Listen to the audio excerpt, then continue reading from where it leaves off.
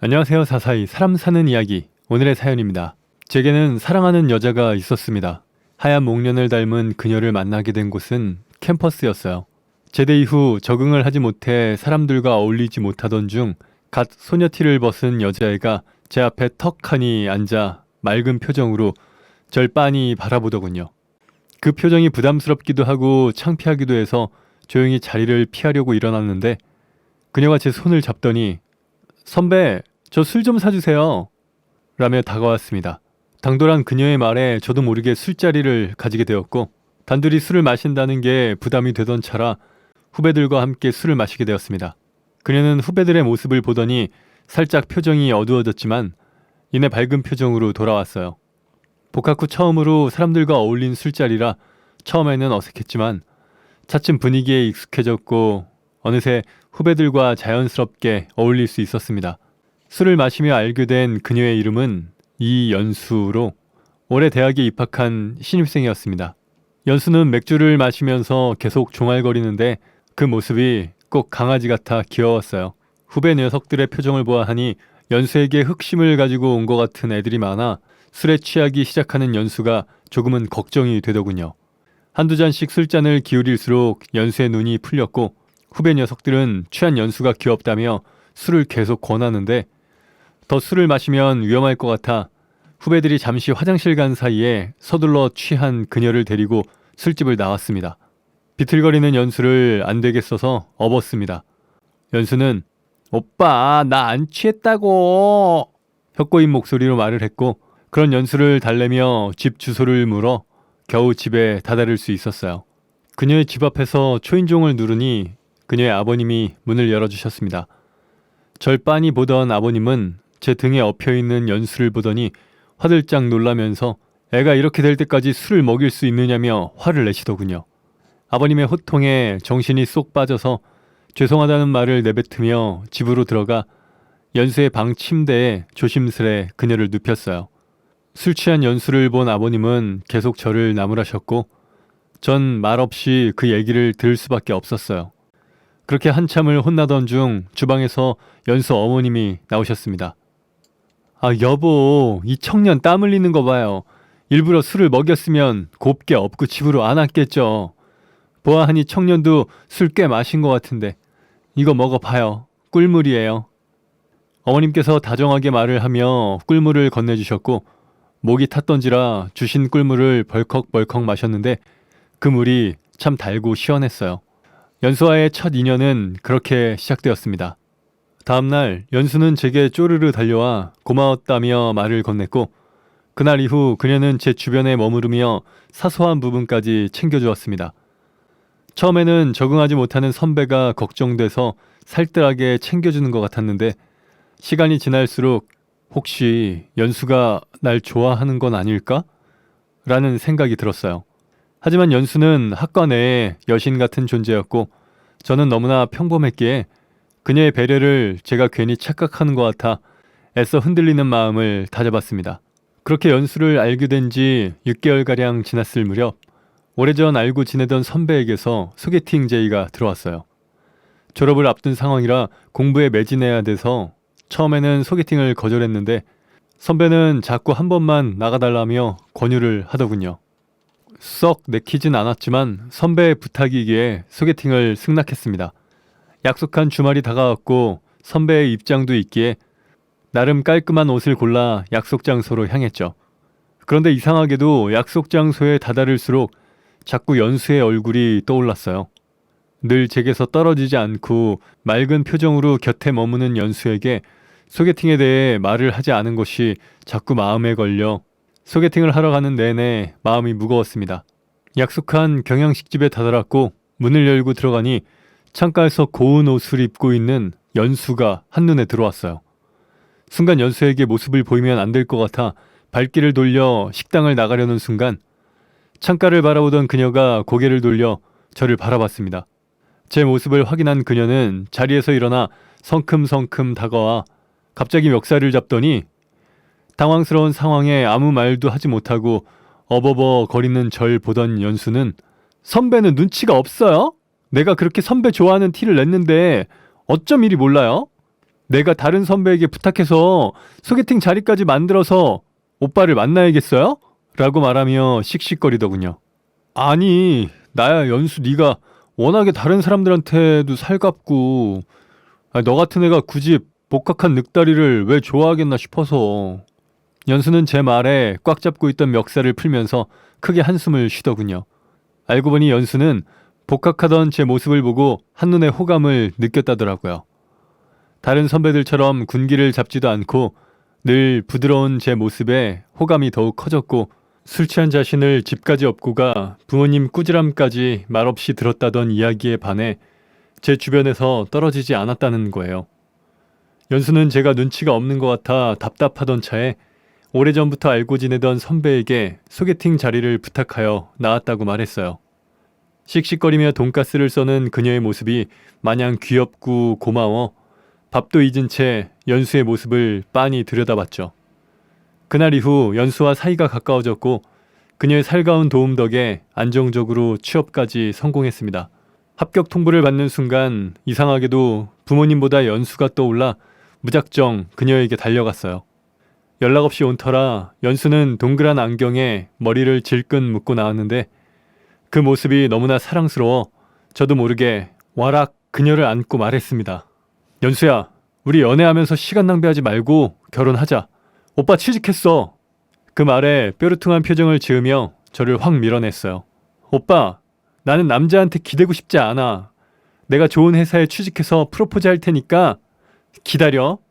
당찬 연수의 말에 한참을 웃었고 이후 결혼을 전제로 연애를 시작하게 되었습니다. 회사 생활은 제가 생각했던 것보다 힘들었고 대학생이던 연수와 시간이 맞지 않아 만나는 횟수는 줄었지만 서로를 믿으며 사랑을 키워나갔어요.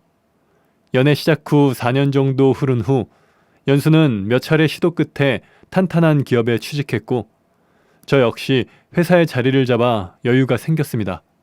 삶이 안정적으로 바뀌었고 연수 역시 사회의 자리를 잡았으니 더는 결혼을 미룰 이유가 없어 고민 끝에 연수의 부모님께 결혼 승낙을 받기 위해 찾아뵈었어요. 오랜만에 뵌 연수의 부모님은 절 빤히 보시더니 호탕하게 한번 웃으시며 여러 가지를 물으셨고 최대한 정직하게 모든 질문에 대답했어요.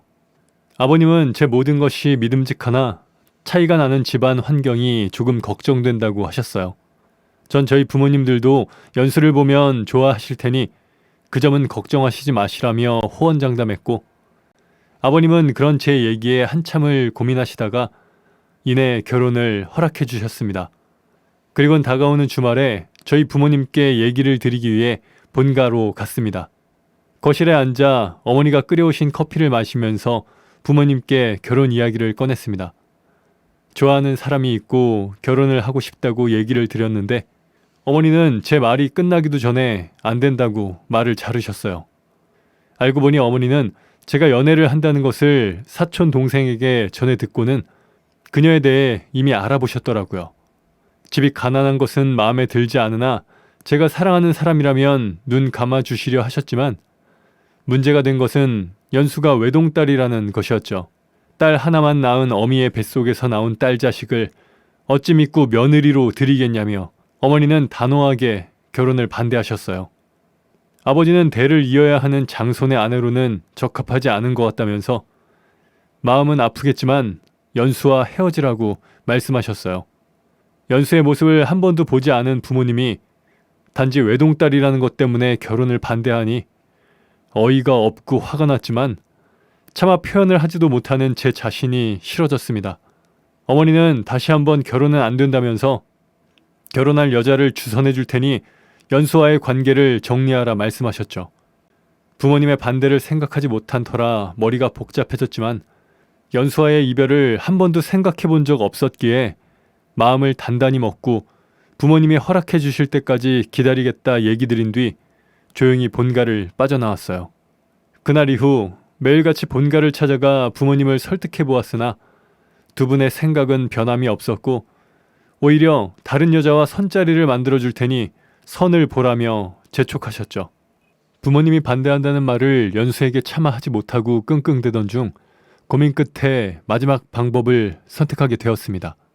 연수에게 사실대로 부모님이 반대하는 이유를 말했고 정말 미안한 얘기지만 아이부터 가지고 이후에 결혼식을 올리자고 설득했어요.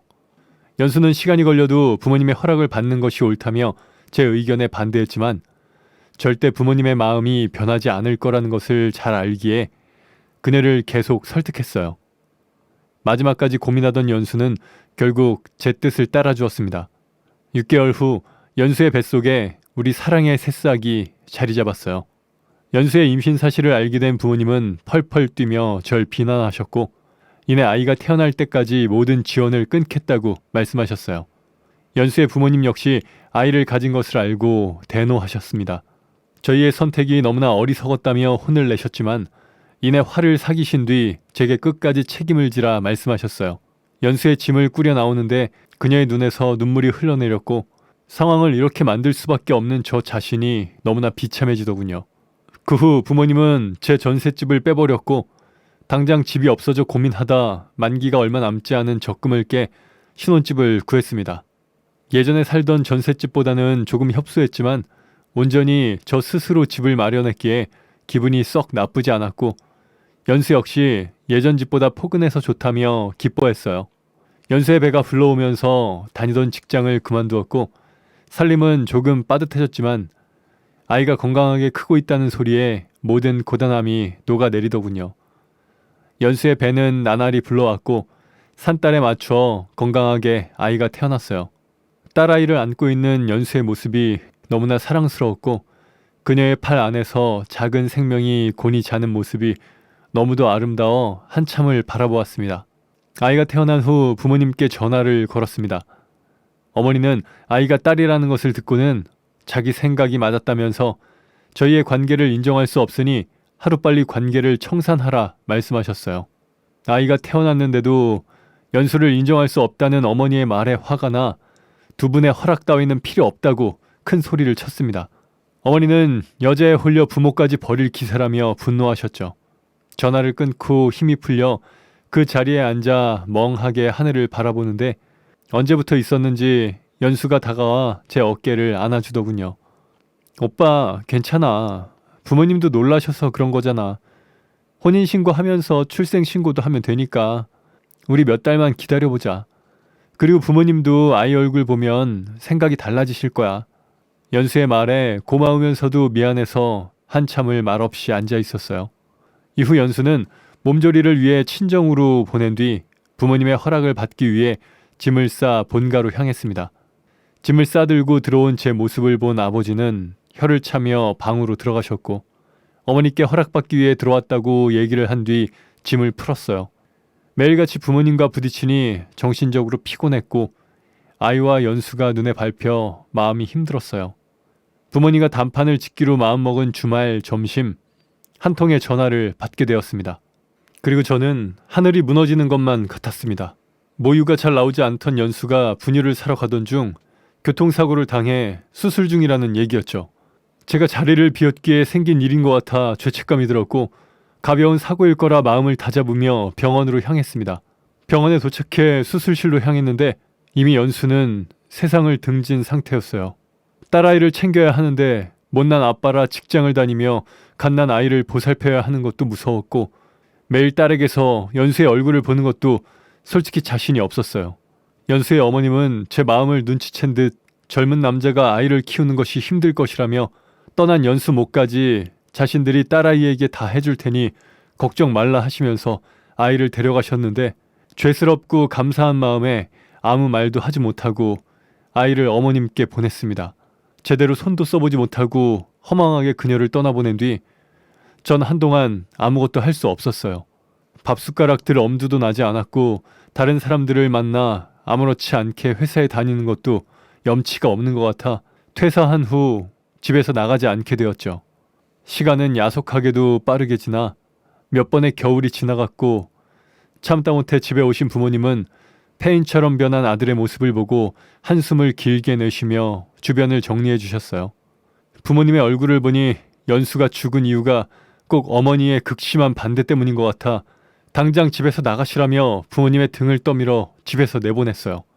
깊은 후회와 좌절감에 빠진 아들을 보던 부모님은 죽은 사람은 안타깝지만 산 사람은 살아야 하지 않겠느냐며 절 설득하셨어요. 딸아이를 위해서도 기운을 내야 하지 않겠냐는 부모님의 말씀이 가식처럼 들려와 침대에 누운 채 등을 돌려 눈을 꼭 감아버렸습니다. 등 돌린 채 모습을 본 어머니는 한참을 말없이 서 있으시다가 한 가지 제안을 하셨어요. 한 가지 조건만 들어주면 딸아이를 손주로 인정하고 생활비도 보태주신다는 얘기였죠. 그 말에 딸아이에게 금전적으로 도움을 줄 수 있을 것 같아 조건에 관해 물어보니 다른 여자와 결혼을 하여 아들을 낳으라는 얘기였어요. 어머니는 제 마음을 이해하나 손이 귀한 집안이기에 아들을 낳아야 한다며 결혼하여 아들을 낳으면 딸아이를 꼭 챙겨주겠다 약속하시더군요. 이미 제 인생은 연수가 죽은 다음에 끝이 났기에 어찌되든 상관없었지만 딸아이의 미래를 위해서는 돈이 꼭 필요했죠. 감정 없이 결혼하는 상황이 다른 사람에게 피해를 주는 것 같아 미안했지만 딸에게 금전적인 부분이라도 도움을 주기 위해 부모님의 제안을 받아들였어요. 선자리에 나가 만난 아가씨는 차분한 단발머리에 깊이 있는 눈매가 인상적이었는데 절 바라보는 표정이 굉장히 지쳐 보이더군요. 그 후 부모님이 소개해준 아가씨와 데이트를 이어나가 보았지만 그럴수록 연수의 빈자리만 더욱 크게 느껴져 괴로웠습니다. 현수 씨는 늘 매너가 좋으셔서 함께 있으면 마음이 편해져요. 미래 씨는 만남을 거듭할수록 호감을 나타냈는데 그럴수록 마음이 무거워졌어요. 딸아이를 위해서는 미래 씨와 결혼하여 아들을 낳아야 하는데 한 여자의 인생을 두고 장난을 치는 것 같아 마음이 편치 않더군요. 우선 아이의 앞날만 생각하자는 마음으로 인연을 이어나갔고 미래 씨에게 모든 것을 숨긴 채 결혼을 하게 되었습니다. 신혼여행지에서 돌아온 뒤 아이를 갖기 위해 매일 밤 노력을 했고 다행히도 신혼여행지에서 아이가 생긴 것을 알게 되어 한시름 놓았습니다. 부모님은 아이가 생겼다는 말에 기뻐하시며 약속했던 생활비를 보내주시기로 했어요. 아이를 가진 아내의 모습은 연수와 많이 닮아 있었어요. 입덧 때문에 음식을 먹지 못했는데 딸기와 빵은 제법 잘 먹는 모습조차 딸을 가졌을 때 연수와 많이 닮아 있었어요. 그런 모습을 보고 있으니 마음이 괴로우면서도 연수에게 해주지 못한 것을 아내에게 해줄 수 있다는 안도감도 생기더군요. 개월수가 차오르고 함께 산부인과에 동반하는 일이 잦아지면서 아이의 심장 소리를 들었는데 딸아이 때 느끼지 못했던 감정이 솟아올라 기분이 묘해지면서 괴로웠습니다. 외할머니 아래에서 부모의 사랑을 받지 못하고 사는 딸아이를 놔두고 뱃속 아이의 심장 소리를 들으며 묘한 감정을 받는 저 자신이 너무 이기적인 사람인 것 같아 가슴 한편이 늘 아려왔어요. 그날 밤 슬픈 마음을 달래려 소주를 한 잔 따라 창밖을 바라보고 있는데 아내가 조용히 곁으로 와 싱긋 웃더군요. 당신처럼 다정한 남자는 그 어디에도 없을 거야. 난 당신이 내 남자라서 너무 좋아. 근데 여보, 당신은 늘 슬픈 것 같은 표정을 감추고 사는 것 같아 마음에 걸리네. 마음이 힘들면 취미라도 가져보는 건 어때? 지금껏 티를 내지 않았다고 생각했는데 아내가 눈치를 채고 있었다는 사실이 조금 놀라웠어요. 갑작스러운 아내의 말에 조금 당황했지만 취미 생활을 핑계로 딸아이와 시간을 가질 수 있을 것 같다는 생각이 번뜩 들더군요. 이후 낚시를 다녀오겠다는 핑계를 대고 딸아이를 만나기 시작했어요. 오랜만에 아빠를 본 딸아이는 외할머니 뒤로 숨어 한참을 나오지 않았는데 시간이 지나니 언제 그랬냐는 듯이 제 다리에 앉아 예쁜 목소리로 종알거렸습니다. 연수의 눈을 가진 딸아이를 보고 있노라니 가슴이 너무나 먹먹했고 늘 곁에서 지켜줘야 하는데 금전적인 부분만 해결해주는 못난 아빠 같아 가슴이 아팠습니다. 먹먹한 가슴을 삭히며 집을 나서는데 아버님이 조용히 절 부르셨어요. 아버님은 새로 가정이 생겼으니 지금처럼 자주 들리는 것은 아내에게 죄를 짓는 거라며 딸은 자신들이 잘 보살필 테니 가정을 생각해서 연수와 딸아이를 놔주라고 권하셨어요. 아버님의 따뜻하면서도 단호한 말에 갑작스럽게 눈물이 핑 돌았어요. 아버님, 저 수아 못 보면 이제 살 수 없어요. 지금처럼 가끔만 올게요. 그러니 내치지 마세요. 간절한 제 말에 아버님은 어깨를 토닥이며 알겠다고 말씀하셨고 무거운 발걸음을 겨우 바닥에서 떨어뜨려 집으로 향했습니다. 집으로 돌아오니 아내는 오늘도 물고기를 잡지 못했느냐며 싱긋 웃으며 아이의 태동이 늘어났다며 맑은 표정으로 제게 얘기하더군요. 아내는 몸이 무겁고 잠을 자는 것도 힘들지만 곧 저를 닮은 아이를 만날 생각에 기운이 난다며 말을 이어갔는데 순간 심경이 복잡해져 씻는다는 핑계를 대고 서둘러 자리를 피했네요. 아내는 무뚝뚝한 표정을 지니고 있지만 마음이 따뜻한 사람이었어요. 아픈 부모님을 보필하기 위해 자신의 꿈을 포기하고 안정적인 회사에 취직했고 몸이 무거운 지금도 장인어른의 병원길에 함께 대동할 정도로 마음이 따뜻했어요. 아내의 따뜻한 심성 덕분에 함께 지낼수록 마음이 조금씩 열렸고 그럴 때마다 어린 딸아이를 두고 숨을 거둔 연수에게 죄책감이 커져 괴로웠습니다. 연수에게 죄책감이 커질수록 딸 수아를 보러 가는 날이 늘었고 아내는 그런 제 모습을 보면서 묵묵히 자리를 지켜주었죠. 수아와 키즈 카페에서 긴 시간을 보내고 늦은 저녁이 되어서야 집에 돌아왔는데 아내는 낯익은 박스 하나를 안은 채 거실에서 멍하니 앉아 있었어요. 그 상자는 연수와 지냈던 소중한 추억이 가득 담겨 있었죠. 당황한 나머지 아내의 품에 있던 상자를 가로채고 아내에게 큰 소리를 치고 말았고 아내는 제게 너무하다며 소리 죽여 눈물을 흘리더군요. 아내가 충격을 받았다는 것을 알고 있었지만 연수의 손이 탄 추억들을 건드리는 것은 용서가 되지 않았고 우는 아내를 놔둔 채 그대로 집을 빠져나와 연수의 집으로 향했습니다. 연수의 집 앞에 도착하고 보니 그제서야 후회가 밀려왔어요. 물론 연수와의 추억은 제게는 몹시 중요한 보물이지만 아내의 입장에서는 충분히 놀라고 화가 날 수 있는 문제였는데 도리어 제가 화를 내고 집을 나와버렸으니 하지만 당장 와이프의 얼굴을 마주치는 것이 힘들 것 같아 숨을 크게 들이마신 뒤 딸아이를 보러 집 안으로 발걸음을 옮겼습니다. 어머님은 상자를 안고 집에 들어온 제 모습을 보더니 말없이 밥상을 차려주셨고 수아는 아빠와 함께 있는 것이 기쁘다며 방방 뛰었어요. 기뻐하는 딸을 보니 가슴이 먹먹해졌고 생각을 정리할 동안 연수의 집에 머무르며 못다 했던 아빠의 빈자리를 채워주기로 마음을 먹었네요. 수아와 함께 있는 시간이 길어지자 어머님은 조용히 저를 부르셨어요. 어머님은 수아와 함께 시간을 써주는 것은 고마우나 제가 집에 돌아가게 되면 지금의 아내가 상처가 클 것이라며 마음이 얼추 정리되었다면 집을 떠나달라 부탁하셨습니다. 어머님의 말씀이 처음에는 섭섭했지만 수아가 상처받을 수 있다는 말이 납득이 되어 수아에게는 다시 오겠다고 말을 한 뒤 떨어지지 않는 발걸음을 돌렸습니다. 떠나는 제 등 뒤로 수아가 뛰어나오며 가지 말라고 우는데 심장이 갈기갈기 찢겨 나가는 것 같은 고통이 밀려오더군요. 집으로 돌아와 문을 열고 들어가니 아내가 집을 비운 상태였습니다. 아내의 얼굴을 마주할 자신이 없어 처음에는 다행이라는 생각이 들었는데 늦은 밤이 되어도 아내가 집에 들어오지 않으니 조금씩 불안한 마음이 앞섰어요. 홀몸도 아닌 와이프가 늦은 시간까지 들어오지도 않고 전화도 받지 않으니 혹 사고가 난 것은 아닐까 싶어 마음이 초조해졌습니다.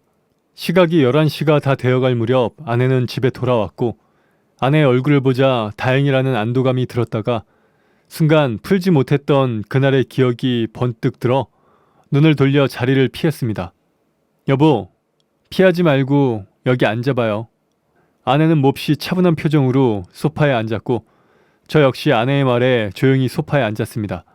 말없이 한참 제 얼굴을 보던 아내는 갑자기 눈물을 흘리며 당신 참 나쁜 사람이더라 라며 바들바들 떨기 시작했어요.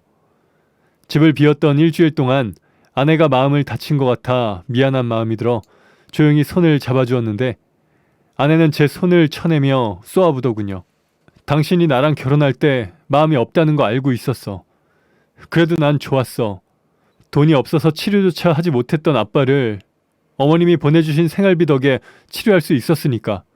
결혼하고 다정한 당신이랑 함께 있으면 내 지옥 같은 마음이 편해졌고 뱃속 아이도 건강하게 자라줘서 나란 사람도 행복해질 수 있구나 싶었어.